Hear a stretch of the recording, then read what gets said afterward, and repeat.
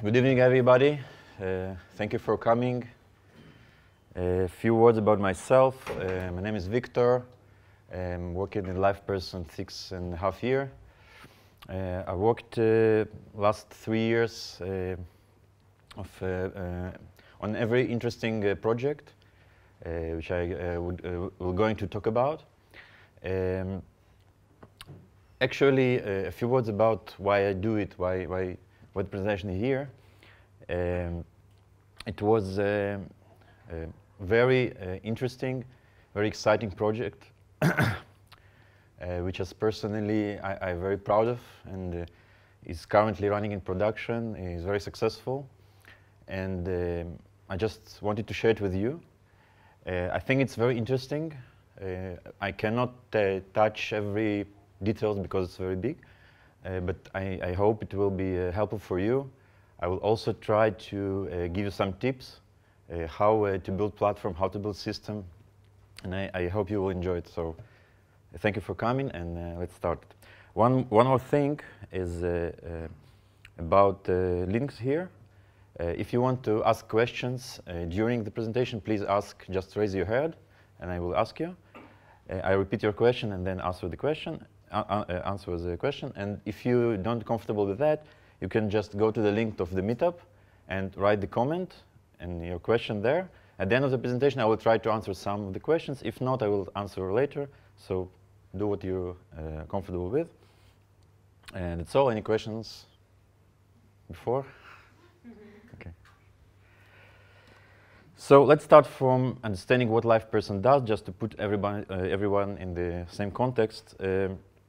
Basically, Liveperson works as a kind of bridge between companies that want to communicate with individuals who mostly are customers of this customer, and try to, using this contact, using this communication, try to help them or to sell something.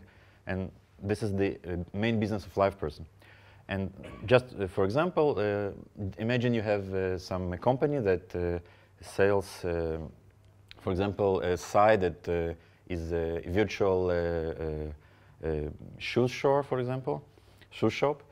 And we have salesmen, we have a sales manager, and visitors that are going to the website and want to buy products. Okay, so how it works, if you will see the system, how it works at the high level, the sales manager will go to the system and will define when he wants, what the conditions he wants to actually to communicate with this customer, maybe to chat with him. Afterwards, visitors are coming to the website and actually trying to they are browsing, then they're looking for some stuff, and finally, according to these rules, the system invites to chat this specific visitor according to what sales manager defined. Okay, maybe you experience such a flow. If you got some banner like invite to chat, maybe want to chat, want some help. This is actually the case. Okay, so he begins to chat, and then the salesman, he's working on this company, and he's trying to chat with this visitor, and maybe try to give him some discount or to help me with what he does. Okay, so this is the most simple example that represents what Liveperson does. And at the end of this process, once a while, sales manager wants to see some reports, what is going on, how it was efficient, was it enough purchases, and so on. Okay, so this is the system of Liveperson. This is the service and the system of Liveperson. A few definitions that are important to understand. Account or brand, it's actually Liveperson customer. In our example, it's this, the virtual website. Okay. Visitor is the person who browsing, for example, the web and trying to buy or maybe need some help. Okay. Agent is also the representative of the same company, and he normally interacts with visitor. Okay. An administrator, he actually defines the business rules and mostly or normally responsible on agents in order to actually do his business efficiently. Okay? So this is the basic definitions of the world we are talking about. In generally, the same flow we can see like this. Admin define business rules, then visitor comes and do some activity events. The system monitors these events. He's invited to chat. He start chats, and agent actually start chat and trying to help him and see reports. Okay, this is the context of our world. About scales. Okay, again, to understand what we'll deal with, we actually have admin scale, which is low scale. It's under 100 requests per second because it's normally rare operations, right? You want to see some report, something like to define some rules. It's rare operation. The chart scale we have according around 2K requests per second. It's nice scale. I mean the whole Liveperson business. And visitor scale is huge scale. Okay, so we have 100K requests per second, or million visitors concurrently. Okay, so it's very, very big scale. Let's go back 3-4 years ago and understand how legacy system looks like. So as you see, actually we have one real-time server which actually does everything. Okay. He gets some help from offline and reporting systems, but through this same server, logically, goes all requests. Okay, activity events, chats, rules, and so on. Okay, it works actually more than 15 years, which is very good. But it actually handles all these cases. Okay. Another view of legacy we can say is like, first of all, if it's built as stateful server, which means that once a session of a visitor is established, it goes and sticky to the same server. Okay, like we see in this picture, session from account A goes to specific server and is sticky. But not only this, and sticky and actually managed in this same server. Okay. Why it's a good idea? Because actually it's very simple. Yeah, because it's very efficient to do everything with one server, within one server, in memory. You can do things very, very fast, right? It's very simple. It's a very good idea. And another property, we can see that another account are constantly sticky to another server. So not only sessions sticky to the same server, also accounts. This was the basic architecture. Okay. And it's also very easy, right? So you don't need to think about some dynamic stickiness, things like that. So it's very, very simple architecture, and it works very good.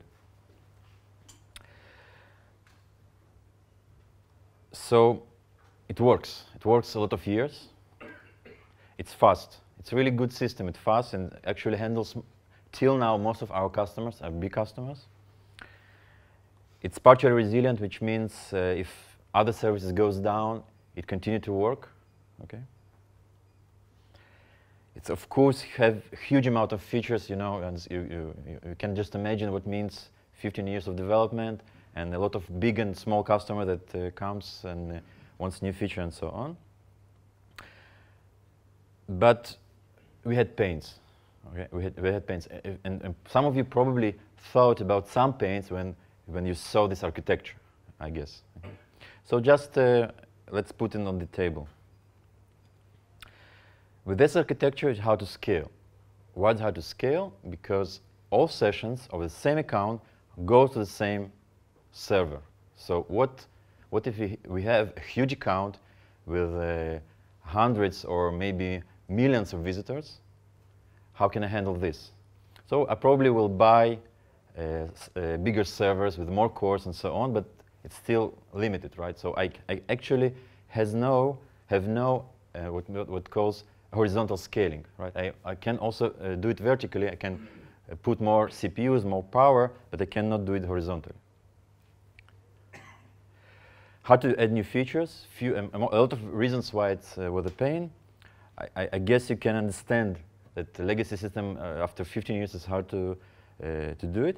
And it was kind of evolution from the beginning, and they made a lot of refactoring and a lack of tests. So all things together come to the point when it's very hard to add new features.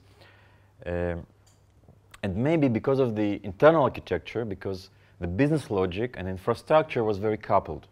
Okay, so if you want to add some feature, you actually touch a lot of very fragile points. Okay. Poor resource utilization, it's also very strong pain. It happened because actually the bottlenecks of the system were not CPU. Okay, what I mean, if you need to put a lot of cores for because you have a lot of memory, and in order to handle a lot of memory, you need a lot of cores in order to do efficient GC, for example. So you buy a huge machine, you pay a lot of money, but actually you utilize only 10% of CPU. It's a great pain. Okay. Also, the same happened with locking, because locking was not, at some point, it was also bottlenecks. Okay. And we have additional pains. By the way, if you have any question in the middle, please raise your hand, and you can ask in any language you want. I will try to understand. Okay, let's go back. We understand the pains, we understand the architecture. This is... Maybe if you can a little bit explain about the technological stack of your legacy. Yeah, it was Java, and Java. So it was written really, 15 years ago. Of course, we have some technologies aside, but no container or something that I can really explain. We do have, for example, messaging system. It's ActiveMQ. The web was written on IIS. What else interesting? That's all. This is the basic stack. Okay. So what makes sense here? Okay, we thought that something wrong here. We need new. We understood actually we're stuck with the business. We cannot develop our business further, and we try to understand what the correct architecture in the all over. So it makes sense to divide it to big parts like that. It's not something, it's very native, okay, because we have some real time, which need to handle very high scale, and also the latency should be very low. We need reporting platform, or reporting server, okay, which will handle the reporting flows, and configuration in order to save these rules that are defined by our customers. And of course, we need some offline processing in order to support all three, or all two, reporting in real time. Okay, this is the high-level architecture that we imagined, and actually it became a dream of a platform that looks like this, and every part is actually a pluggable platform for application code. Okay, so the dream was to create a platform, and if you want to add some business logic, you just can go and put your business logic on different parts, and then actually have this new functionality. Okay, actually Google created such platform. I don't remember the exact name, but they have something like that. Okay, they have some platform, and you can just plug in your business logic. Okay, which have a lot of advantages. And then became the name Shark. I don't remember why, but someone say Shark. So from this point, our project is called Shark. And actually, this part, this monitor and engage part is actually Shark. Okay. And what was the definition of this platform at the beginning? It should collect data about visitors and interact or invite for interaction, okay, of these visitors according to business rules. That's it. So it's very straightforward goal. We also, as I mentioned, it also should be a platform. So it should be separated by platform and business logic. Okay. And the plugins we called Sharklets. Okay. So this was nice. Actually, it was some trend to call everything from SeaWorld. So we have whale and something different animals. So we choose to Shark and Sharklets. So from this point, I will talk about Shark actually. So we were a nice team, and the management went to us and says, "Okay, we have this vision. Please build Shark." That's it. Okay. We had no product. We had no actual detailed definitions, and we need to build this platform. Okay. How many people from you try to build platform without definitions? Okay. How many of you try to build software without definitions? Okay. So it happened also to us, but we had some points. So we started to try to understand the requirements, and we put these requirements to ourselves.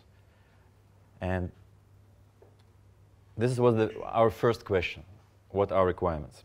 And we had some experience, some good experience with legacy, so we could imagine what we need. Okay. So first of all, we want to be very fast, because we didn't know exactly what the case is, so we want to be as fast as possible. 30 millis is a good time for people to not see any flicking. Good utilization, as I mentioned, that we have the pain in the legacy, so we wanted to utilize our service very good in order to lower the cost. Okay. We want to be efficient. Again, Sharklet, which is plugin, should be independently developed, and this is what the value of platform. We want it to be highly available, and very important to define, what do you mean? You cannot be highly available 100%. So we want it to be 5.9 after a dot. And we say that we can lose some data, okay? Which is very interesting, because when you try to understand your requirements and you know when you can compromise, you can build something very much more efficient without building something very complicated, okay? So we can lose some data. Why we can lose some data in this system? Because most of the decisions are made statistically, okay? So if some visitors will be, some decisions will not be correct, I just remind you that it's correct to say correct, yeah, okay. If some decisions will not be very, very correct, it's okay, because we're talking about a lot of people, okay? And this property helps us to build something that's suitable for these needs. Resilient, I already explained this point. We want to be working even if some dependent subsystems will fail. And again, about correctness, we don't need to be 100% correct. If you imagine a billing system or a credit card system, of course it's not this case. Yeah. Okay, so at that point we had these requirements. Then the next question we ask ourselves, if to make it stateful or stateless. Just to explain the question, we have actually sessions, web tier, and app tier. Okay. So in stateful architecture, Actually, the data is stored within server, not externally, and must be sticky to the server, okay? Just like the legacy system. Again, it's a very simple architecture, very efficient, but it has pain because to implement this stickiness is not so straightforward. Maybe part of you tried to think about this problem, but to implement stickiness, you have a few options, but it's not straightforward. Okay, it's a pain. You need to think about how do you do it. Stateless is much simpler architecture because actually it says, okay, the session data will be outside. The servers is actually just take this data, do operations, and throw the data away. So you just can restart your server at any time, stop server, no problem. Okay, so it's much simpler architecture. But it has another pains because you need this store.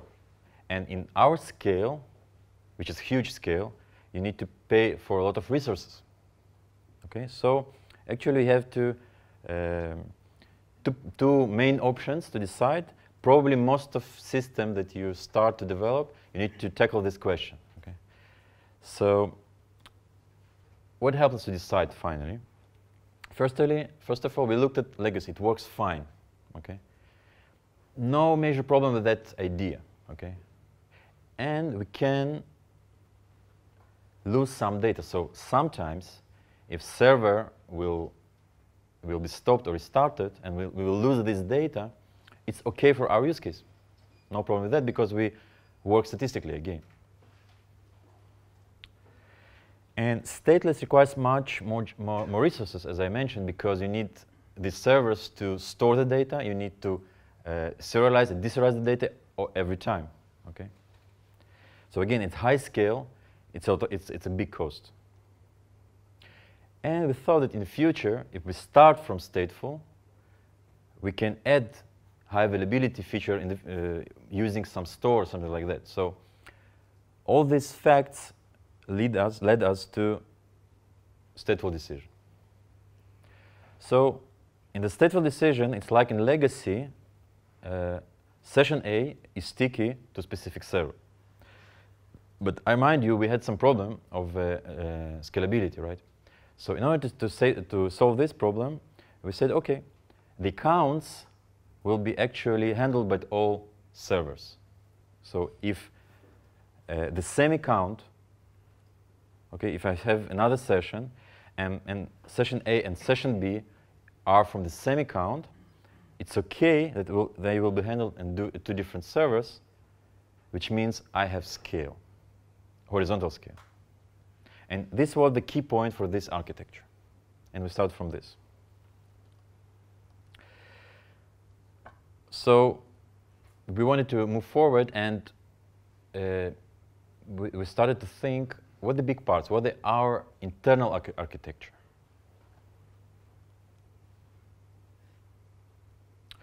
And again, we thought, OK, what are successful patterns in legacy? Because if you try to invent everything from the beginning,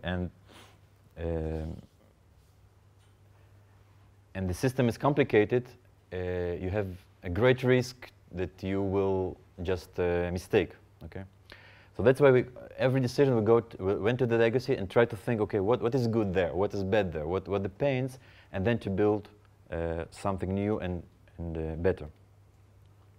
So as I said, requests are processed in memory. External resources are accessed asynchronous to visitor requests.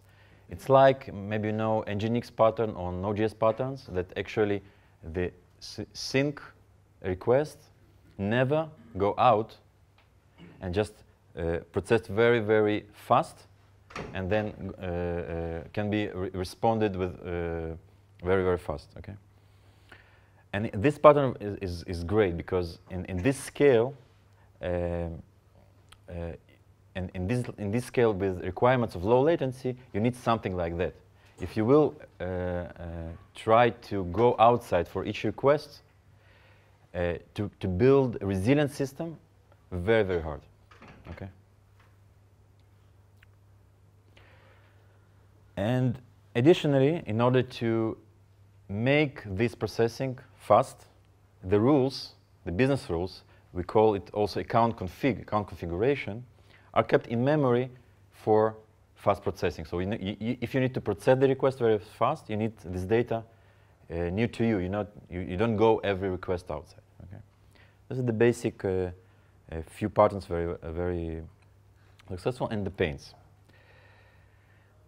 The rules, I will explain it later in more details, but you can define rules in legacy. But when you define rules in legacy, these rules have order. And the order should be defined by a customer, because the order of definition is the order of execution. So try to imagine an account which have 100 rules, or even 1,000 rules, and they need to manage this order every time. It's a huge friction, and we actually had a group of peers that just helped our customers to manage the stuff. It's really crazy. So it was a really great pain. The business logic, as I also mentioned, was not pluggable, so to add new feature was very, very hard. Another pain was that HTTP request was very, very tightly coupled within business logic. So when a request came, and you see some business logic code, you can see the HTTP handler or something like that. So it means that if you want to implement new protocols, new stuff, it's very, very hard. Okay. So in order to tackle the ordering, we came to interesting idea of CEP, complex event processor. I will explain later deeply, which actually helps very elegantly to solve this issue. And actually, we decided to go to this architecture, internal architecture, which means, again, very simple. We have facade, which actually translates the specific protocol to business logic, which is abstract on the engine. So you can actually implement or plug in every protocol you want. Okay, this is the facade. And we have CEP-processor, which actually helps with the ordering. It also helps to answer another questions, but we choose CEP as an idea in order to tackle the ordering issue. Okay, and you need some action queued for the responses, and you have Sharklets as a pluggable components. They can also go to external resources in order to data. Okay. So this was one view of the architecture. The other view was the understanding that it's very good to divide the world of the Shark to two parts, two main parts, sync and async. The sync part is actually the engine of CEP. And it's very very fast processing. No outside calls. So if you write something in sync part, you need to be aware that you don't go outside. You need just to use what you have currently in the memory and go back. Okay, and do a processing. If you have some answer or action, please do it, but do it very, very fast. Okay. Again, it's maybe remind you some concept like Nginx. Okay, if you write something in Nginx or plugin or in Node.js, you will not do something synchronously that goes outside. Okay? And the other part is async part, which helps to do all other slow parts. Okay, you can go to external resources. You can know some heavy processing, no problem. And of course, you need some communication with those two. So actually, Sharklet as a plugin is actually contains of these two parts, and of course we have API for that. Okay. This was the main idea. So if I write some Sharklet, I need to write some sync code, okay, that do very fast processing. I will write some async code for going to outside resources, and I have some tools how to communicate between them. So it's message pass and account runtime data, which normally kind of translation of account config, because Sharklet CEP or sync needs account config for processing. So this is a very basic idea of internal architecture. Just to summarize, facade for decoupling, CEP to avoid call ordering, sync for fast, async for slow, and account runtime store for the access of the account. If you look at this architecture, you may imagine a lot of applications that will use this model. Okay, so you can imagine even some infrastructure that can be developed for wide range of applications.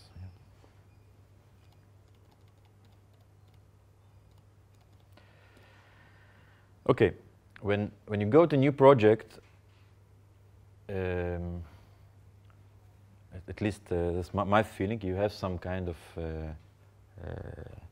feeling that, okay, we have new project, let's push some technologies. Yeah, let's try to think what do you have. Yeah, so okay, we know Java, yes, but maybe Spring, yes, Spring and Scala, maybe Akka, let's put it inside, and Apache Tomcat, yes, we know it. Maybe JBoss, it will be very interesting to put it inside, and so on, so on, so on. So actually, you're kind of overwhelmed when you have this point in the project. Okay, and I saw a lot of people that took it and go, let's push this and push that, and they have a lot of technologies, but finally, it's very risky because you cannot learn a lot of technology at the same at a very small period of time.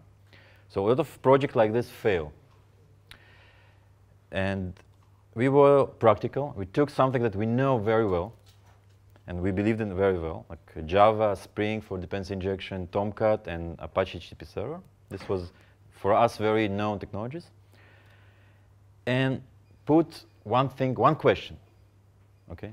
One question that we didn't know. We just knew the concept, but we understood it's good concepts and want to focus on this research. Okay, one thing with unknown, not 5, not 10. One thing which is unknown, and we had a lot of riches inside this.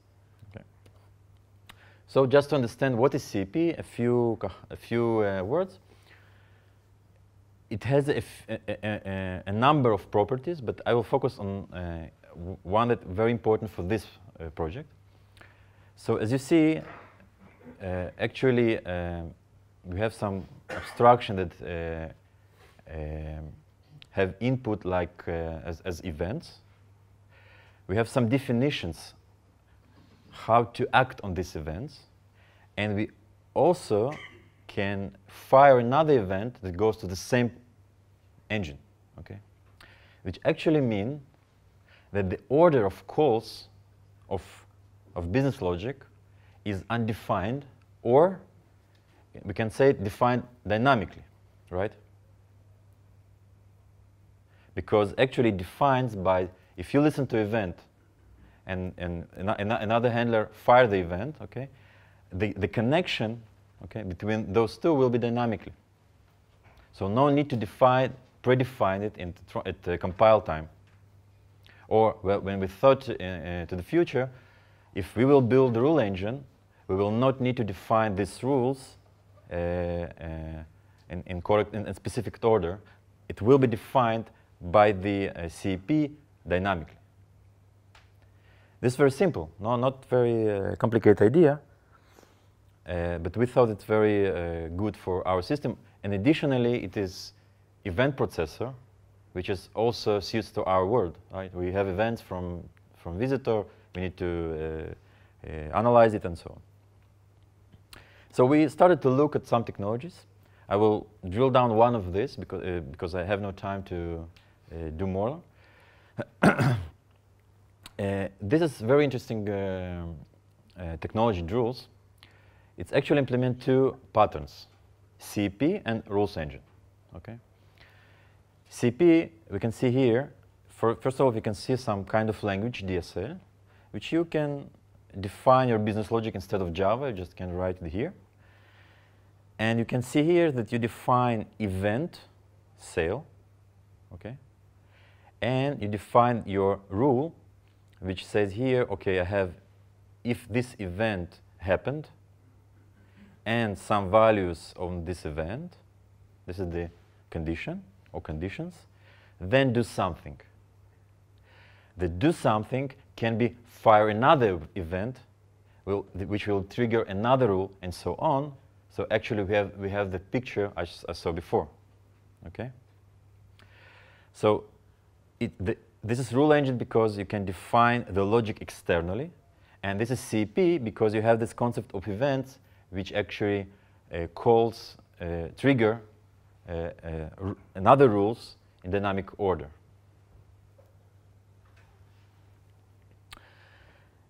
We also understood that we probably will need some rules engine in the future, so it will just perfect for us. Okay. And the first thing we started to do is try to kill it. Okay. One of the important things when you're in love with some idea is try to kill it. Because when you love in something or in somebody or an idea, okay, you forget about the bad side. So we tried to kill it. So we tried to play with it. It was nice, worked very well. We already had some Shark, some code, so we tried to integrate it. It also works nice. Some POC with business logic of Liveperson also worked. And then we started to make performance tests, and it's failed.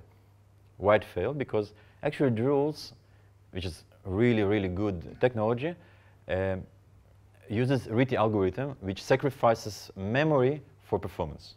And it really eats a huge amount of memory, which is impossible for our business. Okay? It was a pity, but we learned a lot from this research. And it's very important to say that if you invest in research, even if you don't choose it, finally you understand a lot of things there during this process. Okay? We played with more technologies like ESPER. Yes, please. For how long did you allow yourself to play with these tools? It's a good question. The question is, the question is how much time you can spend or allow yourself to spend before you stop the research. Okay? It really depends on the stage of the project, I think. Okay? At this stage, as I said, we were really alone. Nothing was in the company except legacy. So luckily, we were pretty free to choose it. Okay? But I think that for so fundamental decision, like to take Drools as a core technology, I would say let's try to kill it or not take it. Because if you don't have the time to research, it may be critical in the future, okay, if it doesn't fit. Just imagine if we would take it and 1 year ago just understand, okay, it doesn't fit, and write a lot of business logic around this, so it's total failure, it's critical. So for this so fundamental decision, you cannot afford not to spend time. That's my say. Maybe you can say, okay, I will not spend time because I don't have it. It's core, it's okay. But the question, in my experience, like if you put more time in a product, then you can tune it, you can tweak it. Now it depends. Like if you invest a week, you can say, okay, it's a failure. But if you invest 3 weeks, then you can make it maybe work. We tried to make it work. Actually, I tried to communicate with one of the people who developed this infrastructure, and just after a few months, I just understood that because of the RT algorithm, it's just impossible. In the theory, it's not tweaking. In the theory, it's impossible. This is how it works. Okay, it's yes, we tried to make it work because we wanted this technology. Okay, so you're right. So we also played with other technologies. Yes, please. Maybe there is a Java workflow engine. I'm not sure regarding the exact component, but it seems like it's maybe very suitable for your problem, just to define some custom set of rules, maybe workflow, which is dynamic and not predefined, but there is like a pattern for your problem. Yes, actually Drools implements it, and actually it has some workflow also as a feature. And yes, there's different technologies, but you cannot spend time, unlimited time for more and more technologies. We spend more time in other technologies, like Esper, and a few more. But we saw that most of the technologies doesn't have the feature of rule engine. It does have CEP, but CEP solves more things, not only ordering. It solves also pattern matching, okay? Which means that if I have some pattern during period of time, some events, this may say something for me, okay? And this is very complicated stuff. And we didn't find real use case for us. Maybe it will be useful, maybe it's not. But to take this technology, so complicated technology, and to couple yourself with a very specific DSL, very specific technology, we found that maybe it's actually easier to implement it. And because we learned a lot and understand how Drools works and how Esper works, we actually understood that what we need, it's not so complicated. And we decided to go for do-it-yourself. Okay, so we decided to go, yeah, please. I have a specific question about Esper. We're trying to embed it in our solution. Do you have specific reasons why it wasn't good for you? Again, we saw it's good technology, but we need to learn how to work with it. We need finally to to write business logic on this specific DSL, so it's not so easy. And again, it solves much more that we need.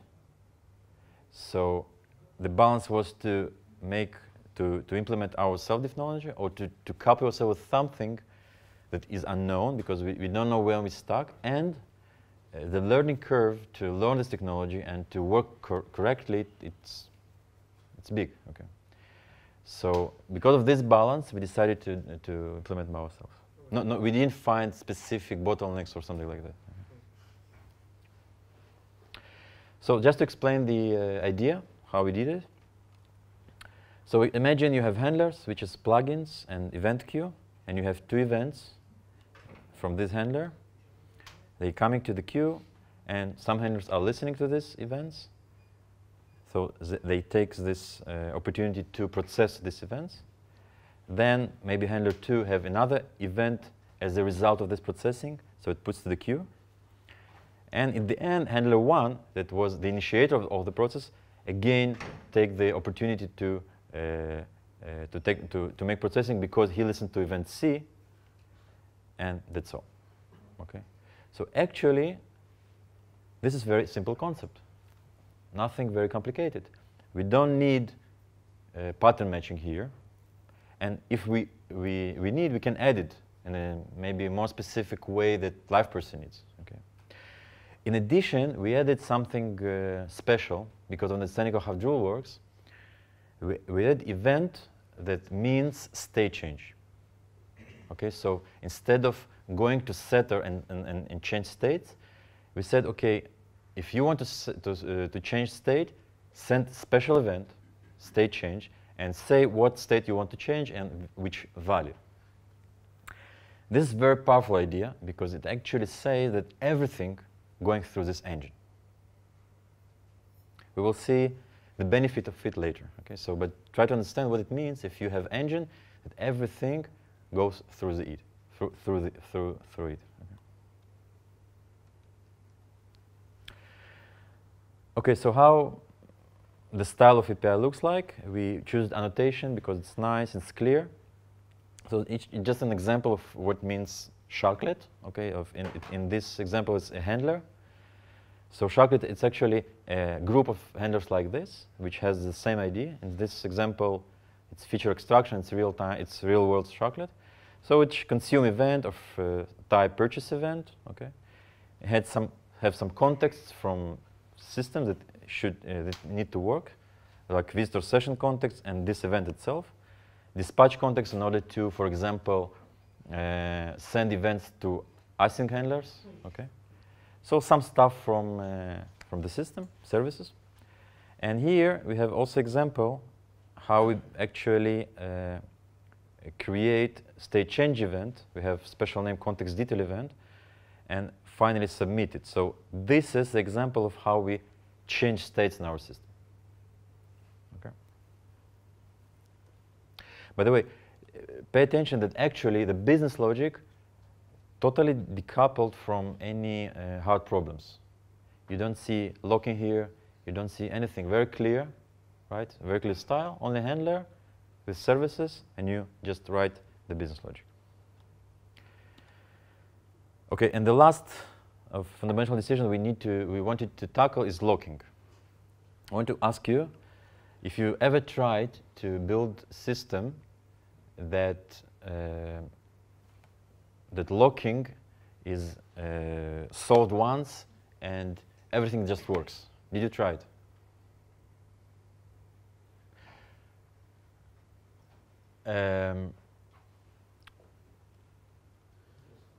Best is not to do locks at all. Yeah, correct. Be optimistic. Sorry, excuse me? You need to be optimistic. Yeah, yeah. So we all know that locking is hard. So you lock or you don't lock, but in a good system that will work for a while, you want some simple concept that will work and no one will touch it. This was our understanding. Okay, you don't want some locking mechanism, very complicated, that people will touch it and so on, and finally you will just not touch this code because you will fear, right? And partially it happened to legacy. It was a nice solution, locking, but the developers who develop the business logic need to be aware of what to lock, how to lock, and so on. So finally, we found ourselves that the system just locks too much in points that we should not lock, and this is the bottleneck current. Okay, so you cannot utilize your CPU, and you fear to add new features. So locking is a very, very important part to solve very simple. Okay. So in order to understand that our world is pretty simple, is the world, the accounts, and the session. This is the basic idea. And again, some pains from legacy. It's the writer is business logic. Of business logic is locking aware, and another pain that lock on account freezes all account operations. Okay, if we back to this picture, if I do some operation session and I lock account as write lock, it means that I cannot do operation on another sessions. Mostly you don't want to do it, but if you did it, it's there in production, it runs, and finally you see that you just have the bottleneck of these operations. It's pain. So we have bottleneck and bugs. Of course, bugs because, again, the developer needs to be aware of logging. So what we did, we thought that read-write log for session is a good point, because actually when a request comes from outside, it comes periodically once a while, for example, once per 10 seconds. Okay. So if you will lock session, it's okay, because it's very rarely when the same session need to be treated in the parallel, and we don't want. It's very complicated to treat in parallel, so we wanted something simple. A request comes, the session is locked, you can do whatever you want on session, single-threaded per session, and you can unlock the session. If you want just the data, you can do read lock. Another concept, write business logic only, no locking. You don't need to think about locking. I think this is the key point. Because if you can't do it, you won. You won the situation. And another add-on, it's no write lock on account. Here, we took this concept of immutability and say, okay, the operations on account are very rare. Okay, you don't need to lock every time. When you do your business logic, you just take the copy work on this copy, it's consistent, and maybe in the background this data will be updated. It's very suitable for our case because the operation of account update are very rare. So let's just look at this picture. Actually, the sync processing is very fast, logs only the session, and async process may update the account runtime store, which is read-only for sync. Okay, so when async do update, it's actually copy and write. We actually copy the whole object, and the sync don't need log anything. It just uses the data as immutable data. Okay.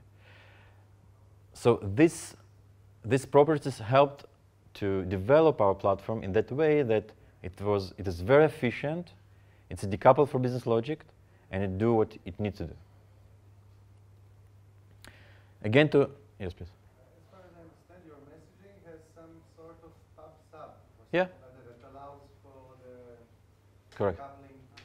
So what do you use actually for the bus for communication? We did it ourselves. It's in memory, so it's not between processes. All these pictures is inside one process, because I just remind you that the session is treated is sticky. It's treated within this one server. How many sessions you've got in one server at a certain moment? Today we can handle around 10,000 concurrent sessions.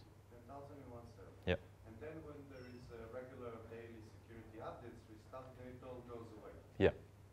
But I remind you that we can lose it because we have a lot of servers, and in some percentage we can lose it because our logic is statistically. We actually want to add more sophisticated solution, but it's not first priority. And it's a good point, but we can do it now after all the development, after everything is placed. Okay. Yes, please.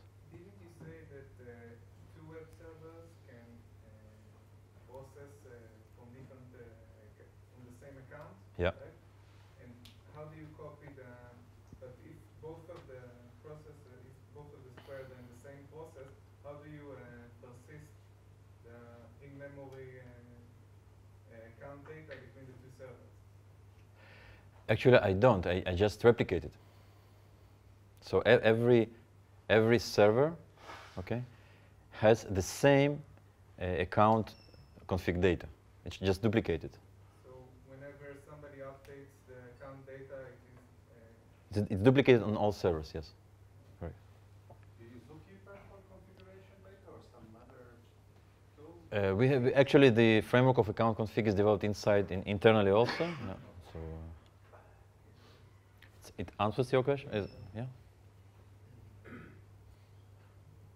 Have some read of the write mechanism that waits for to be eventually consistent across all the No, servers? no, because again, in this kind of application, the logic must be 100% perfect. If occasionally something occurred and some servers has some data, other servers serve another data, account config, so the decisions will be not consistent, right? And we will send alert to knock and maybe treat it, but most of the time nobody will feel it. Okay. So because actually what we do in this system, we invite to chat or invite to some engagement. Okay. So actually it's not really so much important. It's important to be consistent, but if some inconsistency occur, we can suffer some time, or can work in this state. Yeah. Do you have different levels of events, like some events that must be acknowledged, but some that you can pass? It's a good question. It's a good question. Currently not, but yes, it's a good question because probably some events have a higher value Yeah, but currently not. We think about it, but currently not. Everything is in memory. Yeah. And everything. How do you know what is going on in production? How do you monitor it? Yeah, it's a good question. I will explain it later, but generally speaking, we have a lot of metrics, and we can actually say if we have alert system, very smart alert system, okay, which actually gives it a very good picture of going on, what's going on. This is the complementary. You also build that one? About the metrics and statistics, I will explain. And the alert system, yes, we built internally. I think we should go to some more standard solution, but yes. Do you have time windows? For example, do you store state about, I don't know, about the user about a week ago? Or Yeah. Like a sliding window of time? Okay, so for specific for Shark, okay, our sliding window is session. Okay, we have some definition if it's still active and we receive events, we have this window. We don't put it to sub windows. It's okay for real time, but generally in Liveperson, yes, we need this service. Okay, and it's in the process currently. So it's we need some server that will save the data and provide this service as you described to take historical data and some sliding windows. Yeah. Currently not. Currently it's good enough, at least for Shark, to understand the session window. Okay. In the sync part, do you run only CPU jobs, right? Okay. Okay. And some CPU jobs are longer than others. Yeah. I guess the metrics tell you if someone added some new business logic that's Yeah. Complicated. too heavy. Yeah. And what do you do with it? Do you move it to the async part? No. Do you wrap it somehow? No. What do you do with it? We try to, because finally also business logic is written inside. Okay. So we try to track and analyze these points, and just to fix them. Okay. So we don't do anything in runtime. You don't do anything in runtime? At runtime it just runs. Okay. So we tested very well, and we have a lot of analysis what's going on, but we don't do anything. So this platform is a good question, because if I would imagine this platform for outside writers, it's not suitable. No, I'm not talking about that, but you might have a need, I don't know, maybe if all your handlers look simple like this and don't do much work, then you don't have any problem. Yeah. But if you have something more If it does CPU, it's okay, because there is no very heavy jobs. By the way, we have something. Just reminds me the PT. We have some mechanism. It calls PT, predictive targeter, which actually should to analyze according to statistics, according to offline data, and do more heavy, more risky decisions. So we just put it outside Shark. Okay, we have this case. So we just decided to put it outside Shark because we understood that it may be very CPU intensive. It may be sometimes not stable. Okay, so we put it outside. So how do you call it? With the async component? Yeah. So we can do all this stuff outside. It just will take more time. So it's like an external server that Yeah. runs Yeah. just a CPU resource? Yeah. Thanks. Exactly. Yeah. So just to show you, we've talked about locking. So just to show you that we already saw this example. We don't have any locking here, which is absolutely clear and works. So we had everything for a good start. I was happy. But as I told you, we have asked to build it without actually products and so on. So there was a but. Shark was alone. So we tried to make it happen and then to develop it, and it was nice and it was exciting.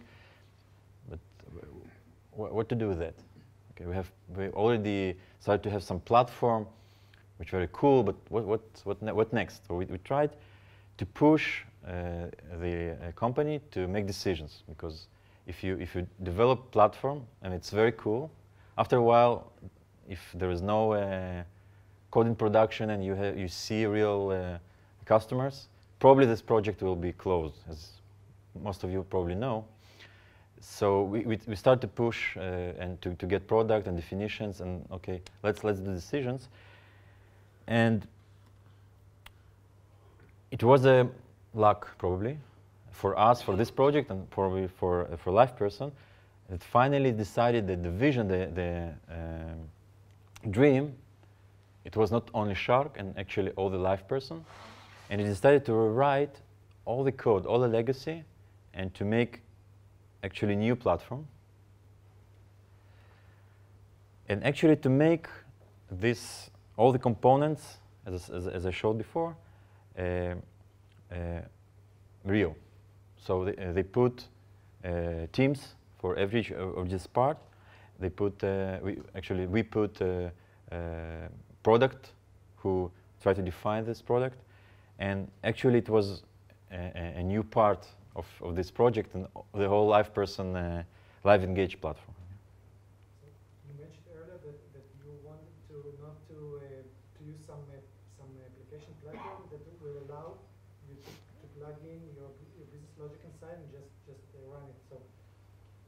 So you mentioned the Tomcat. So what is the actual platform? We saw just earlier that you use Tomcat and Java, but what is the actual platform that you are using? So we use only Tomcat and Spring for dependency injection, okay, as a technical tools. But the platform we actually developed, as I explained till now, okay. So we don't use any specific technology for a platform. We actually developed this platform. Okay. Was your product department capable of providing specifications for all sorts of server-side components like those? Of course not. Of course not. But you need to be smart and try to derive business needs, right? And how it influences on platform. It's tough, really. It's not so simple. And because of this, because we divided the platform and the business teams, okay, the business teams that started to write Sharklets, they were responsible to talk with product. So we could easily going on the platform and to be in touch with these people. They talked with the product, and actually this is the wheels that worked. Okay, but yes, it's tough because of course they cannot. Actually, we came to some another formula that in every technical team, it should be a product which is also kind of architect. It should be responsible of priority and should actually sync the vision of platform with vision of product. Because a very business product, of course, is not capable of trying to define stuff like that. So you put like an architect, one architect on reporting, one Yeah. on config, one on chat, Yeah. something like Yeah. that. Yeah, exactly. And it worked pretty well. It works. You had some architecture forum, like for the config Yeah. people? Yeah. So they work together. Yeah, correct. Okay, so let's come back. Okay, we developed this stage, but once we started to work with the product, we understood that rules, we didn't touch till now rules, but rules is a must. Rules engine is a must. So why it a must? Because actually, as I said, admin want to define business rules. I will show you a small example. And then, according to these business rules, the visitor will be invited by Shark. So just to understand what it means, so if admin goes and defines his rules, it looks like that. This was the vision. For example, here he defines if it's mail and his platform is desktop or laptop, not tablet, and his age this and this, then he's suitable for my campaign. So maybe invite him, okay? And so on, so on. This is a simple rule, but you can define more complex rules. So what we see here, we see that we have some small building blocks of conditions and outcomes that should work once it's defined. And the UI is actually only a representation of these rules, okay? So in order to implement this kind of possibility, you need some infrastructure to transform these definitions to these building blocks and to run it. Which is, sorry? You generate code or you have a generic code? No, I'll explain this idea. Okay, this is interesting. So a rules engine is actually a pluggable software component that can execute some logic that's written externally. Okay, this is the basic definition. We already saw Drools as an example for such engine. Because we deal, as a part of our research, we deal already with that, we understood very good what it means. And again, we also went to legacy to understand how rules engine was built there. So we could understand what it means to implement rules engine, because Drools, we understand, doesn't suit us. So we just separated to topics. We have, first of all, Boolean logic. Okay, Boolean logic means that you have facts and you have some conditions and actions, and you want to match it. Okay.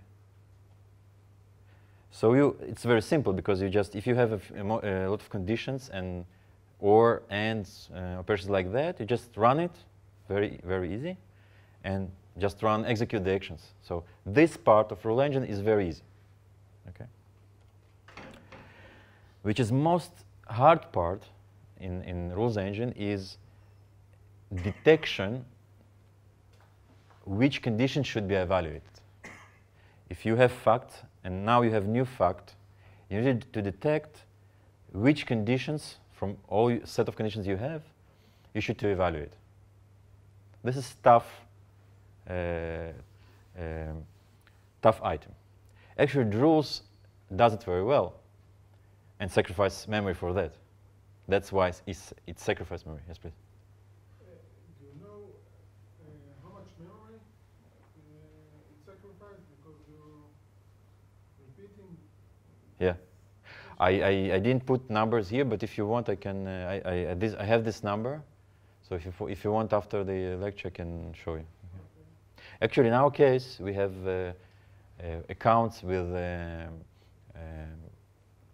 hundreds of rules, and I just calculated if you want to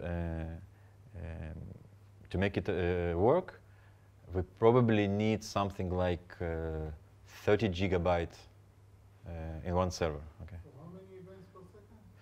1,000 events per second. For 1,000, event per second. you need 30 giga. Something like that. Yeah. That's my memory. It's a huge number. Yeah. So this part is very tricky, and Drools do it very smartly. And what is another part hard to implement is DSL like Drools, because you know to build it, to parse it, and so on. But we actually don't need it, because we actually need something that goes from UI. So we don't imagine our users will write code like this anyway. Okay. So we know Drools, its memory, legacy rules engine. We try to understand what is going on there, and understood there is a huge friction with customer because of the order I mentioned, and it's not efficient because what they did, they actually simplified everything. Okay, I have event. Let's just evaluate everything, every condition. Okay, which is nice. It's simple and it worked. But it's very not efficient. But it's worth to mention that, although it's not to mention very efficient, it works pretty good. Okay, so just to mention it, it's very nice. So actually, we had this some kind of wall, and we try to find key for this wall, what to do with that. And we tried to find some ideas. And finally, we had the breakthrough. So we call it GRF, Generic Rules Framework. And actually, we find some formula which is simple, yet good for our case. And I will explain this. The first idea is that conditions or outcome are actually building blocks, which is hard-coded. So if you want to define new condition type, you need to write some code. But then they can instantiate it dynamically according to the definitions of end user. Okay, I explain it like this. So if you have time on page kind of code, and geolocation kind of two conditions. Okay, so time on page means how much time the visitor on page, and geolocation means where he is from. Okay, and invite to chat, it's a kind of action, right? So finally, I can write rule, which can be represented as JSON, for example, which means the right side. Okay, and it's very nice. It's what's derived from the legacy rules engine. Okay, it's very simple. I have code, I have building blocks, small building blocks that they can instantiate. I can do the Boolean logic between them, like AND here, and then execute the actions. And this is easy part. It's easy to do. Okay, but we want it to be efficient, and we want to handle the order issue. So actually, we understood that CP we implemented and GRF is the key to success, to solution. And we actually understand that when we write condition, we can to give the responsibility of condition writer to actually tell about the trigger instead of auto detection. Actually, this was the key to this infrastructure. I explain. So when I write new condition, I actually need to say two things: when to trigger this condition and what to do. So how to evaluate this condition. Okay. That means that end user doesn't need to think about this stuff. And once you write your condition, you just say, okay, I know that I'm evaluating geo in this condition, so please call me when geo is changed. Okay, which is a very simple idea. And because we have CEP that provides this ordering stuff and event dispatching mechanism, when we put it together, we have the solution. So it looks like that. If I define new condition, I just, on the first part, I need to define when to call me. It's geo context data, it means geolocation. And the evaluate, it means, okay, what to do, what to evaluate as a condition. So actually instead of auto-detect and do the hard work of Drools, we solved it this way, which is very efficient and simple. And finally, we call it giraffe because it's GRF, so it was nice. So we have giraffe now. And we put this giraffe on Shark.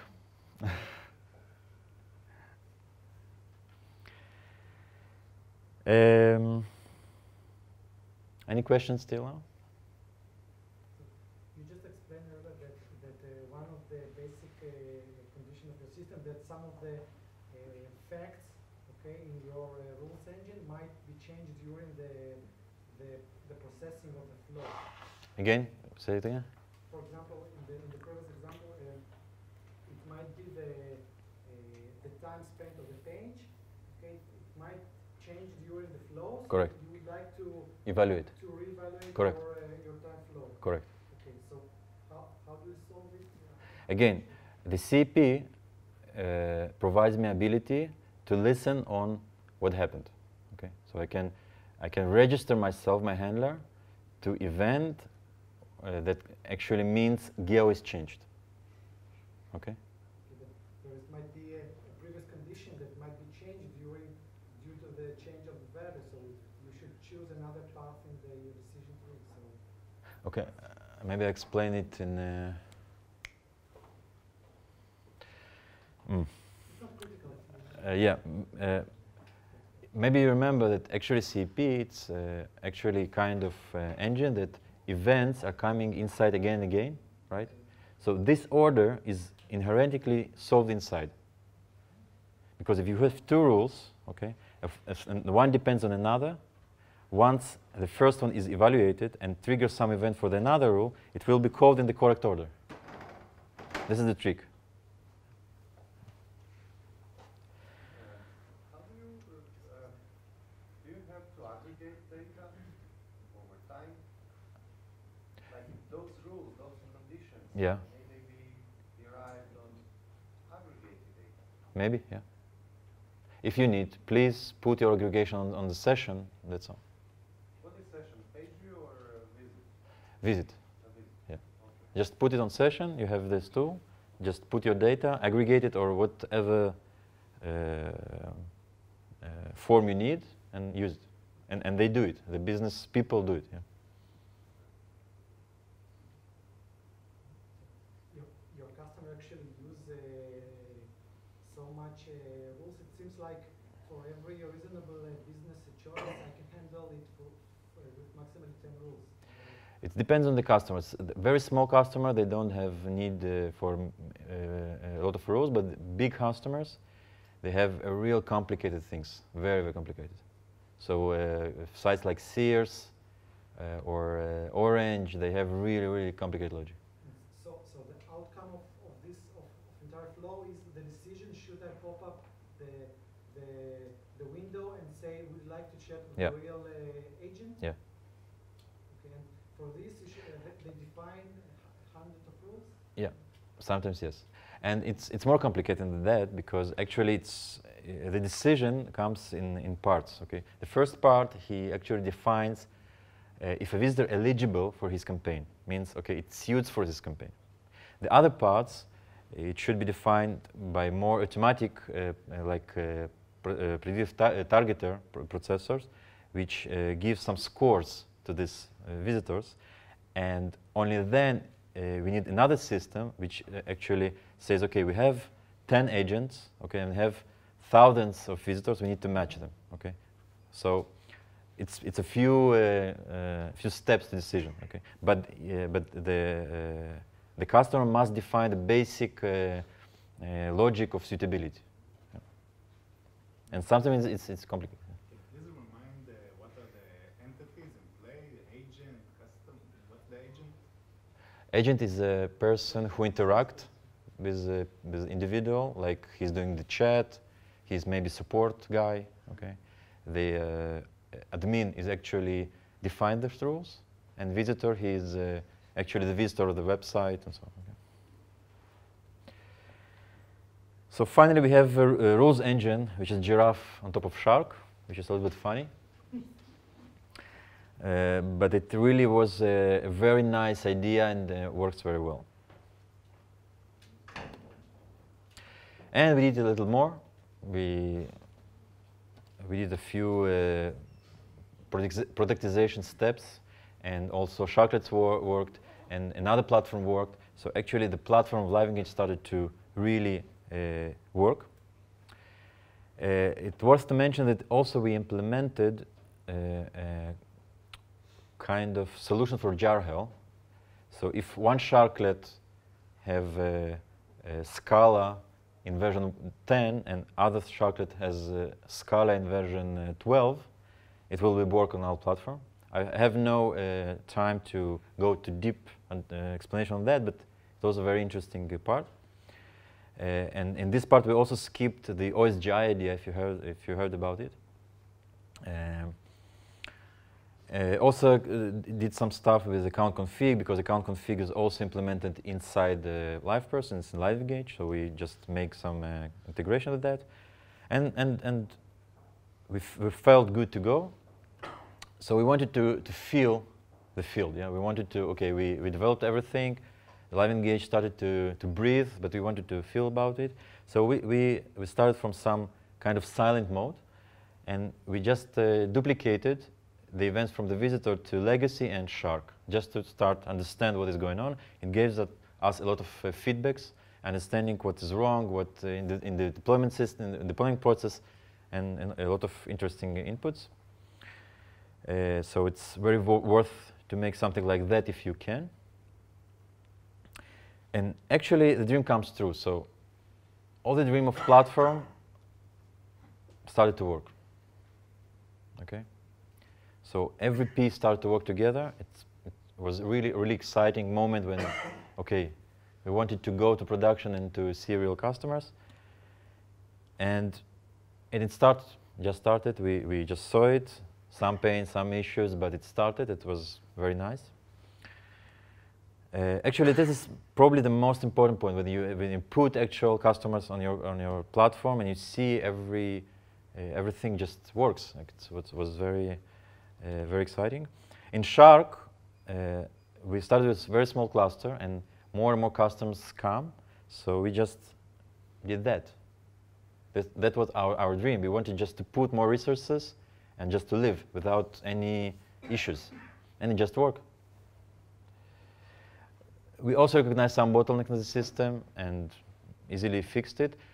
Part of this was because most of our solution was in-house, so it was very easy to understand what is wrong and to solve it. And I want to go to some side part like tools and technologies, just maybe to provide you more interesting information, some technical tips, information we used. So as statistic monitoring, for a system like that, to understand what is going in your system is critical. Okay, so I'll explain about that. Testing methodology, for my understanding, for my view, is one of the most important things because it allows you to do refactor. It allows you to be confident with what you do, and we did a lot of refactoring.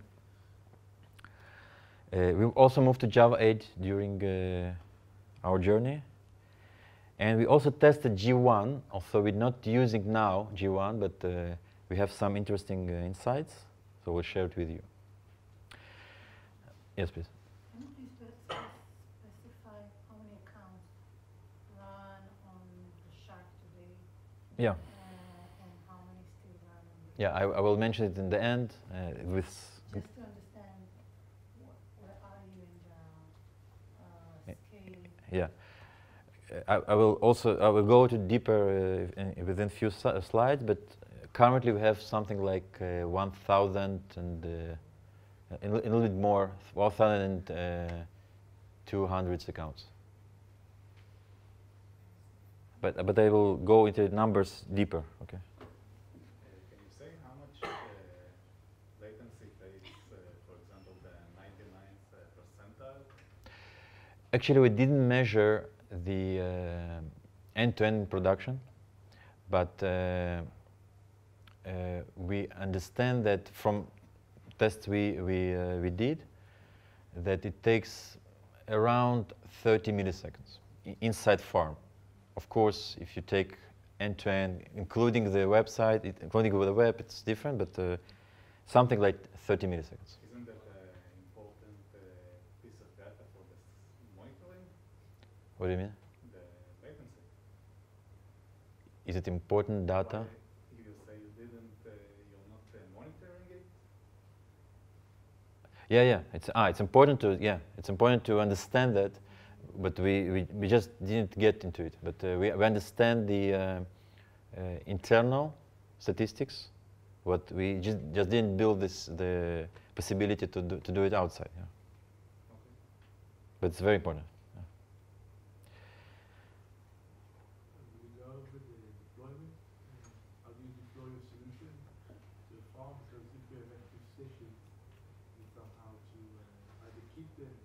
Yeah, as I mentioned earlier, it's a little pain now, but it's not so disaster because if we do the deployment server by server and lose this old data, okay, in some not peak hour, okay, it's okay because it's very small percentage of data, and customers even don't feel it.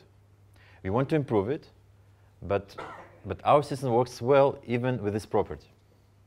This is very nice because if you understand this, you can put the proper priority. Okay, so we built something that was most important, and now we can just to complement this by new technology or additional technology to close this gap. What is the user experience? I mean, what does the user actually feel when he uses that? Actually, because it's only monitoring, okay, the most maximum he can just be invited to chat, or invited to something that is incorrect, okay, or maybe not invited. That's it. So it's not chat or something like that. It's not chat is another system. Okay, that's why. So it's also was very good separation, because if you separate the monitoring from chat, you have different SLAs, so you can afford this stuff in our system. So we understood very early that statistics and visibility of the system is very important. So we use Graphite and Grafana. Maybe you heard about it. A very, very good system for collecting data, for building dashboards. And for example, here we can see alerts, which is also built. We built it, which we can see just if we have some pattern. So normally we have one alert in the system. It's all our servers, and eventually we have some peak. Probably something happened there. Okay, so we can monitor it. We can build or use some system that can monitor these statistics and alert on it. Okay, there are some systems like that. We still didn't use it, but it's possible. We also monitor very, very specific data like rates of errors or timeouts, something like that, like we see here. And if normally we around 0, if something happened, we see it like this. Okay, so it's very, very useful and critical to understand what's going on. And for me, it's a must to use something like metrics or another system to have the visibility of a system. And complementary to this system, we also used very, very good technology, very good open source. It calls metrics. We wrap it with some Spring configuration context, but basically we use it as is. And actually, we also found some bugs and fixed it. But it's very, very good technology, which allows you actually to collect this data inside JVM and automatically report it to Graphite or to any other source like CSV, or you can implement yourself. So I really advise to use it. Regarding testing, yes, please. What is your cloud infrastructure? What are you running? In-house or something? It's in-house, yeah. Liveperson has in-house cloud. And yes, it's built on top of OpenStack, and we're on it. Are you considering Mesos? Sorry? Are you considering moving away from OpenStack and shifting to Docker? Actually, we have here someone from production. Sergey, you want to answer this? Just for the bother, You have 1 minute. we'll make another session about how to scale. So you're not considering Mesos? It's a very long talk, and I want to still pursue. Okay? So let's Victor to continue. The answer is not related to this. Testing, for me, is very important to set how you will test your system and what is your methodology. Okay, not to just we will test. Okay, because you can test everything. You can spend a lot of time for this. It may be useful. It may be useless. So it's very important to understand how you will test your system and what is your methodology about this. So I will explain how we worked. We understood that unit test is very good. When I mean unit test, I mean to test that tests only one class. Okay, specific one class. It's unit test in our methodology, and we found it's useful, but not to be crazy about this, because you test only one unit, one class. So sometimes it's very good, and it's very good if you want to maybe test some corner case, something like that. But it's still not enough because you don't have, you don't see what happens when all the wheels work together. Okay. So that's why we have integration tests. We call it for tests that it's still inside JVM. It's not system tests. There's no multiple components, but actually the test multiple classes working together. Okay. So actually we can run Shark as internal integration test. Okay. And actually see what happens when all the wheels works inside Shark. And we found it is the most useful thing to do, because actually you test a kind of end-to-end without I/O, okay? And it's pretty easy because you don't have timing issues like I/O and so on, and still you test a lot of components working together. So after some experience, we found it's very, very useful to invest in this part of tests, and we built a lot of tools and infrastructure to make it efficient. And finally, we have also, of course, system tests. After a while, we understood you have to make some system tests because you want to see finally end-to-end some flow. But if you will try to make a lot of tests in system test scope, which means you have multiple servers and run and so on, it's very, very complicated. And it's hard to reach stability in a test like that. So we thought it's good to invest the minimal effort as we can in order to test some one flow within some topic, something like that. Okay. And we go with that approach, and it works pretty well. And another topic is very probably innovative from our perspective is performance. Because mostly you will see that performance are tested manually. Why? Because it's very hard to test it automatically. But if you have manual tests, it's also very, very hard, time-consuming. You need to run environment to read all the data, to analyze all this. If you experience this, it's a very, very slow process, probably made by other people. So actually, you don't have your inputs. And we decided to invest here because we built platform, and it's high scale and should be very, very efficient, and build two types of tests. Integration test for performance is to actually run some performance test, but again without I/O within the JVM. Okay, and you can benefit a lot from this. So if you want to see what is your throughput, it's very easy to do it like this. And most importantly, it is good for regression. So probably the numbers you will get from here are not the numbers from production. But you can benefit from this because it's a very, very good regression. And same here. System tests are much more hard to do, but it's worth it because you have very, very good confidence with what you do. And we did a lot of refactoring, change our code, change our ideas, and we will all the way very confident was what we do. So I think it's very important to make it. But about system tests, you need to choose your test because it's very hard to make it stable. So instead of looking at the performance of the live system, you're doing this? It's not instead.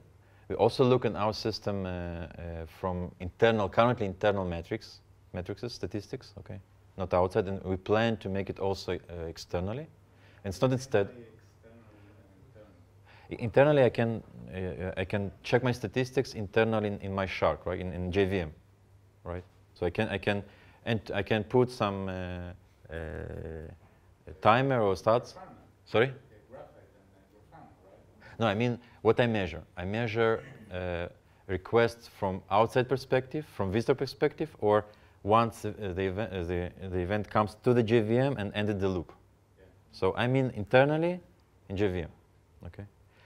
And this is a lot of data, useful data, okay? Okay, so. You never used tools like HP Load Runner to We used in the legacy system, but we found it's pretty expensive. And actually, here we built our own simulator to make it. And currently, we experience with some very, very nice framework. It calls Gatling. It's written in Scala, very, very efficient, very, very nice. And I really suggest to consider it. A lot of work to configure the thresholds? Yeah, I'm going to that point. Okay. How do you generate the data? Like, do you take data from production, you bring it here, and just put Okay. it into the Please hold this question because I want to show this next slide and we'll answer this question. Okay. So actually,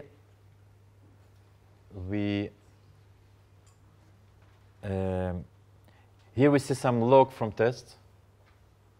Here we see some log from test, which actually we see some data that we collected from the simulator. For example, let's take a look at Shark external latency. So we can see, external I mean from visitor perspective, we can see that the latency is 6 milliseconds, okay, in different percentiles. And we have see that the external request is 10,000 K, 10K. What is the load on the system? You can just evaluate one single request and It's not one, the load here, you can see it here, external requests, okay. The number is 10K, and here we see statistics per 10 seconds. So it's 100 requests per second in this specific example, okay. So we generate this data, and this is, we collect this data. Firstly, we collect this data. Okay, so we have some framework. We wrote some framework to collect this data, and then the other framework that actually can evaluate the stats against some ranges that defines the limits. Okay, so for example, if I look at the requests or latency, okay, so the range is from 3 to 7. Okay, which is good because we're at 6. Okay. Of course, you have to work at ranges. And in order to make it happen, you must run it on the same environment. Okay. So if you run on different machines and different VMs, it will not work. So it's tough. It's not very easy. Yeah, I assume you also have different SLA for production. Of course. Okay. Let's put on the table what is the purpose of this test. The purpose is not to understand the real latency. The purpose is the regression. It's regression, and it's very, very useful. Okay, so that's why you don't need to, for me, to spend a lot of time for that. But a few tests for key use cases are very helpful. regression on the correctness or on the response time? Response time and CPU and so on, and even memory. Yeah. So actually, you want to limit to understand your resource your resource how they work under specific load, okay, and how they work maybe under stress, and how many memory you take and so on. And again, the main target is regression. You cannot generate, and this is your question, you cannot generate the real life sequence. You can try to make something that is similar to this, but it's in our system it's almost impossible. It's so costly that it's almost impossible. So you don't do that? No. You just generate random data? Yeah. And you hope it will be okay? Yeah. Okay. Yeah. Correct. Why this is hard to simulate? Like as a customer, when I browse some website of selling like Amazon, it's pretty easy to simulate the flow of a single user through the pages. But then you need to simulate also rules, and you, yeah, and you need to, yeah, it's very, very hard. Millions of users, but there are a limited number of types of users. Maybe it's possible, and we even had some project. Its name is I don't remember. That tried to make it, but it's very hard. It's maybe possible, but it's very hard. So I don't think it's worth it, because if you have a good regression, okay, that covers the main scenarios of your system, okay, and you have a very, very good monitoring, and you have data from production, okay, I think it's more practical approach. After all those years working with this system, I think it's... Why shouldn't you just record your flows from the production system and replay it for the... Because the system is not deterministic. Our system is not deterministic. It does a lot of decisions which is based on statistics and agents and a lot of things. It's a very simple problem. It's basically in Amazon, when I'm walking around, the big problem can be that I'm trying to buy something and you already bought it and there's no stock. And it's rarely happens in the same visit. Here you have agents on the other side and they're humans. So once 10 agents are already in a chat or in 2 chats, they can't take any more chats.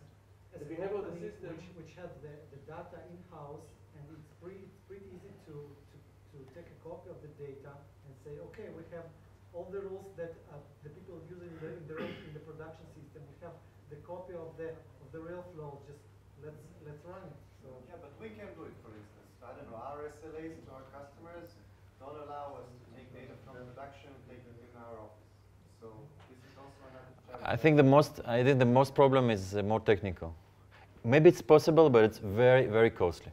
The external dependencies are very, very hard here because any change, somebody accepts an invitation, there's a finite amount of resources on the other end, and the change in this amount of resources completely changes the behavior of his system.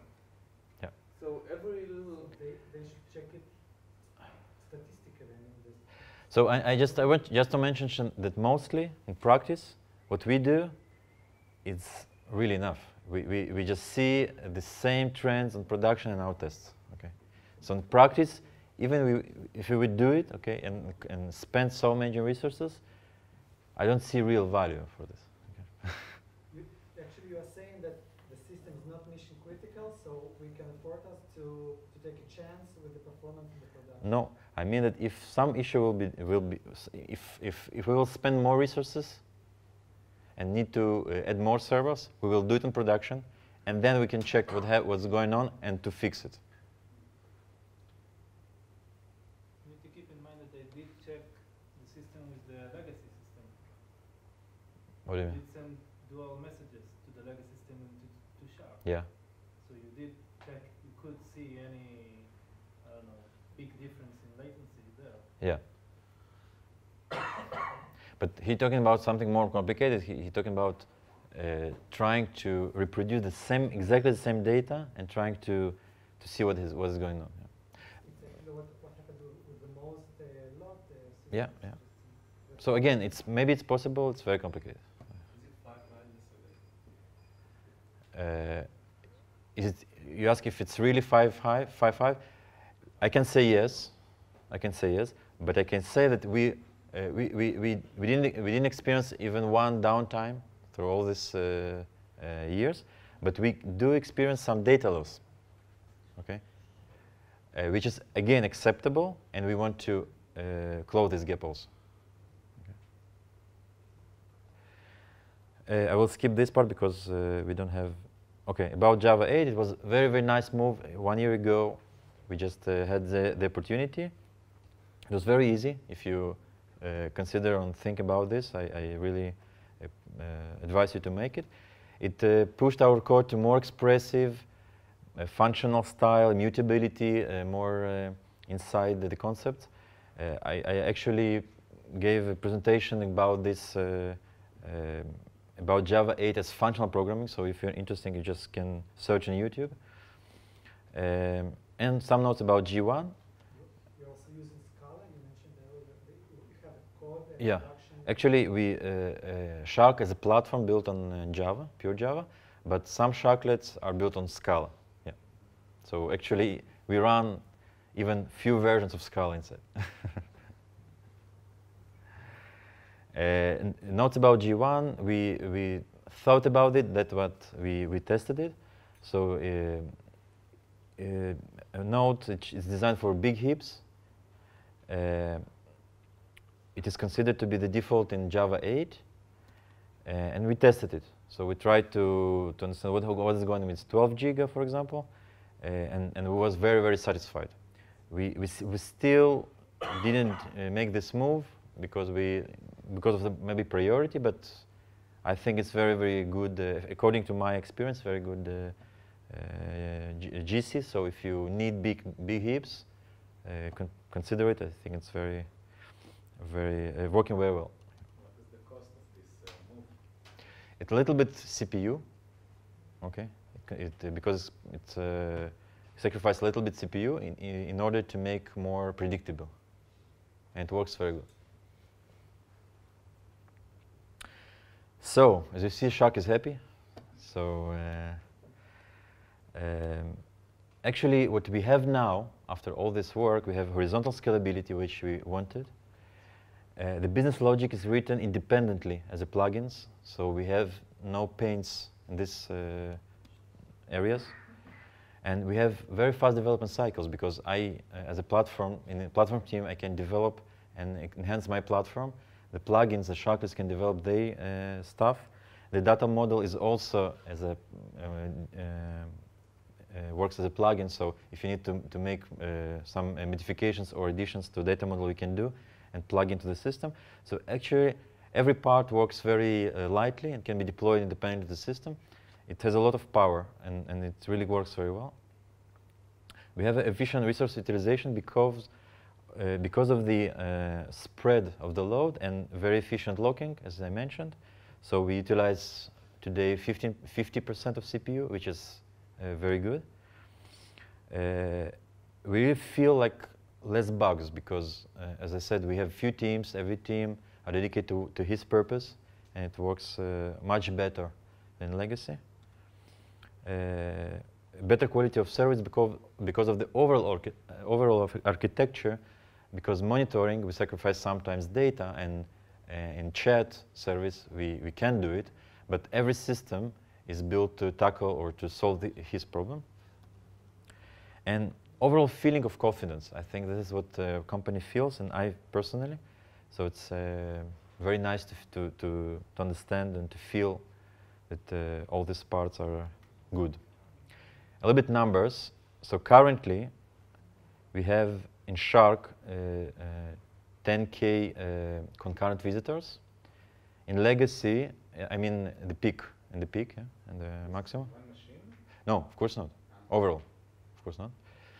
In legacy, we have 1 million, so it's, as you can see, it's about 10% from all the production. In request, it means about 10K requests per second. We have 34 machines versus 700 machines, and cores, the number of cores. So the interesting thing to ask here is the cost. So if I would have only one concurrent visitors in Shark or in legacy, what is the cost for this visitor? So if you do this calculation, you will see that in Shark you have 0.001% of the one core, and in legacy it's 6 times bigger. But the legacy doesn't contain also the chat? Yeah. And the Shark also contains No. the chat? No. Yeah. I mean, if I try to understand the differences from legacy monitoring and Shark as monitoring, maybe its number is not 100% correct, but maybe it's 5 times, not 6 times. But the main reason here is 2 reasons. Utilization, because we in Shark have 50% utilization instead of 10% utilization. Okay, so actually we put a lot of hardware on legacy, actually for nothing. And it's a very important point. And the second part is rule engine, as I mentioned. The rule engine actually evaluates a lot of conditions, okay, instead of doing only what he needs. Question?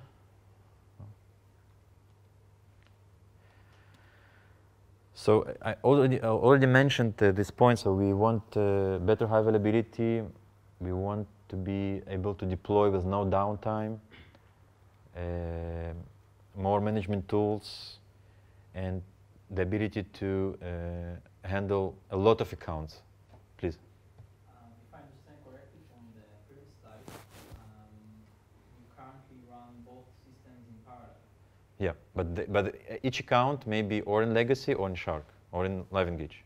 So this might answer the question, how do you manage new features? Do you plug them into both systems? Actually, currently legacy is suppressed, so almost no new features are developed, and the company tries to move to the LiveEngage totally. It's hard because of, especially of big customers that have a lot of feature requests and they don't want to move and so on. So that's why we see still these differences, but we actually have a few very, very big customers on Shark and LiveEngage, which is very nice. Yes, this is the point. It's the point very challenging for business, especially. So I have no time to go deeper, but it's also very challenging topics, future topics. And I just try to summarize some tips from all this journey that maybe will help you somehow, some ideas how to build systems. So first of all, it's very important to define scope and requirements, even if you don't have someone that can do it. So do it yourself. It's critical for a successful project. And company commitment is a must. If you do something and you feel that company is not there, it's actually not take full commitment of this project, because it happens a lot.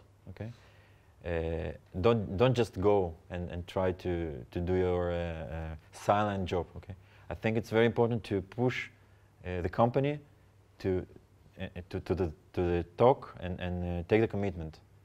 And that finally happened with LiveEngage, and finally we are at the point where we are. Work with our client, try to get the requirements, try to understand what you need to do. It's very, very important to work with people who will use your system. And we work a lot with Sharklet developers, and also try to work with products, just to understand what is wrong, what can we do better. Not always your clients will talk to you. Okay, so try to talk with them. Treat test code as it runs in production. I think it's very important to put and to make your test code very, very high quality, because it's the same code. You need to maintain this code, and it must be very correct. So it's very important to put effort there. As I mentioned, automated performance test, it helps. Okay, it's not easy, but it very helps. It helps to the confidence, and you can do a lot of refactoring with critical system and to feel confident. Sometimes do it yourself is best solution. It's we all love new technologies and it's nice, and also it's nice to say, okay, I use this, and it's very good, but sometimes it just doesn't suit. So if you will take some technology that it doesn't suit, the payment in the future may be too high.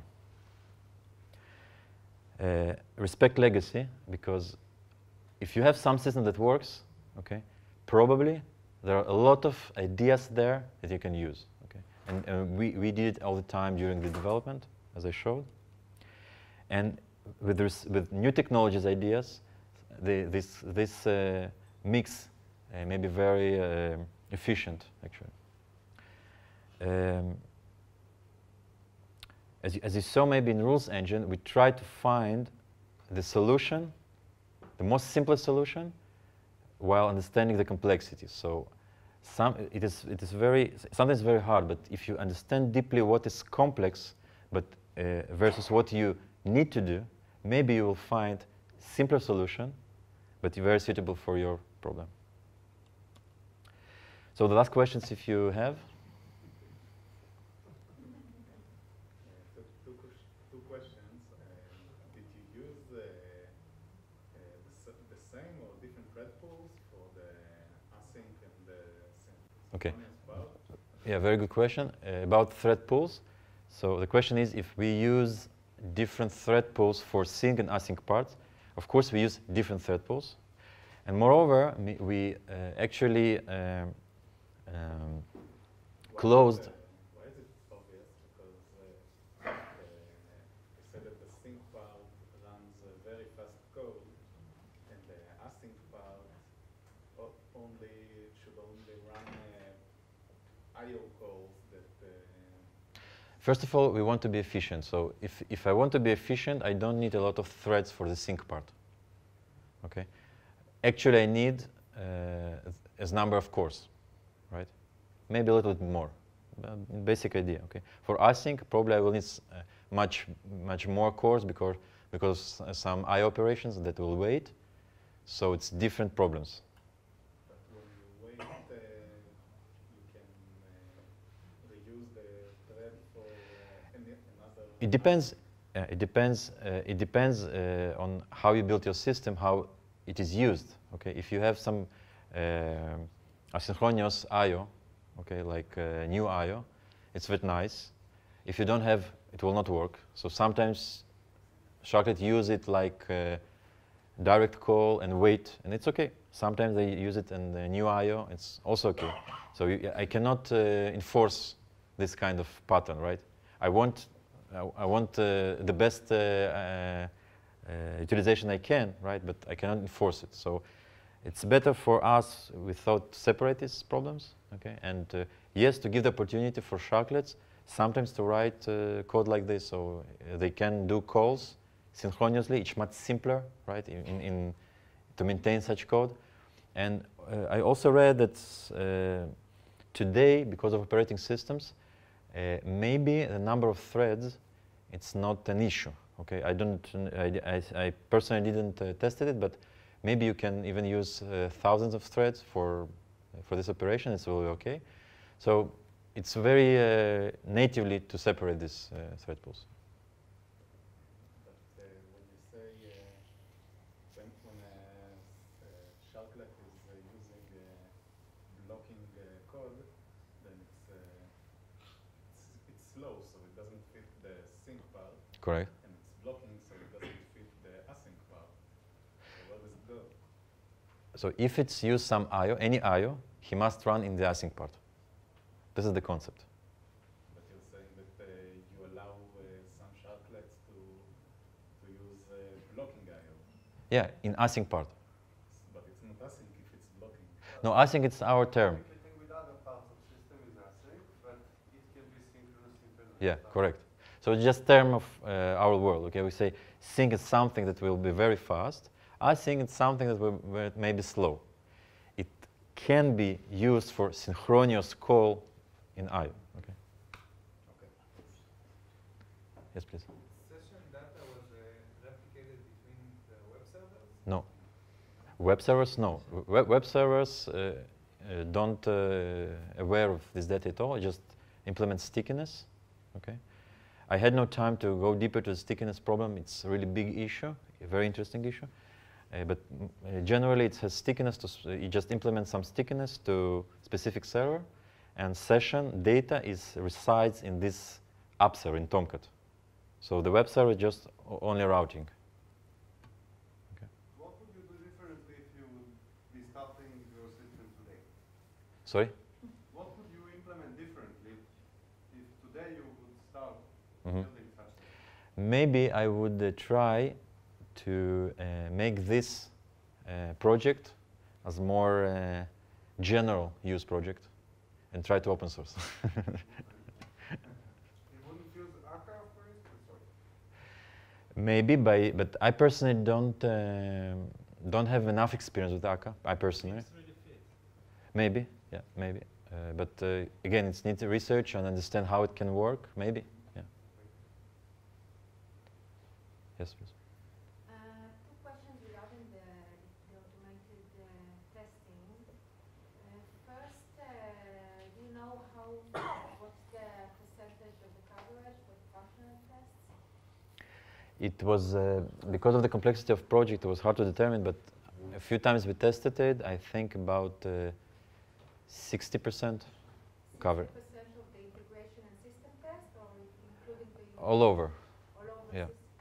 60%? 60 or 70, something like that. Yeah. And do you know how much do you invest in the functional test and the non-functional test out of the... No, we don't need this data. I can. You mean versus development or? Yes. I think my feel. I don't mean this number, but I feel like 70% of our development is testing. Is testing both for functional Yeah. and non-functional? Like something like that. I think the mostly we invest in testing. If you're still there, I think 70%, something like that. How long was the project? 3 years, something like that. Yeah. 3 years until the first customer? No, till now. So all this journey was something like 3 years. How long was it until the first customer? I don't remember exactly, but I think it was something like year and a half, something like that. I don't remember exactly. Last question, please. So I want to wish you never stop dreaming. Thank you very much.